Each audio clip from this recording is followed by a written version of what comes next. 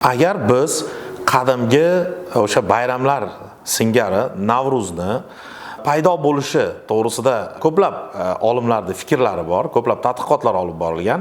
Ya'ni Abul Qosim Firdavsiyning Shohnoma asarida aynan bu bayramni paydo bo'lishini dunyoni yaralishi bilan boshlab to bu Navro'z bayramini davom etishi arablarni bosqini bilan yakunlangan deb hisoblaydi.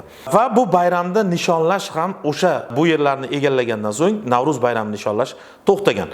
Lekin Navro'zni kelib chiqish bayrami undan ham qadimiyroq. Ya'ni o'sha Zardushtiylikning muqaddas kitobi Avestada berilgan va Avestada Navro'z bayrami to'g'risida ko'plab ma'lumotlar va bu bayram bilan bog'liq bo'lgan ko'plab diniy marosimlar va bu bayram bilan bog'liq bo'lgan, ya'ni bu bayramni nishonlashdan maqsad o'sha bahorda ekin-tikin, ya'ni dehqonchilik ishlarini boshlashdan oldin nishonlangan va bu bayram bir necha kun davomida o'tkazilgan va bu bayramni asosiy mana shu marosim sifatida olov yoqilgan va bu muqaddas olov Zardushtiylikda o'ziga xos o'rinni egallagan.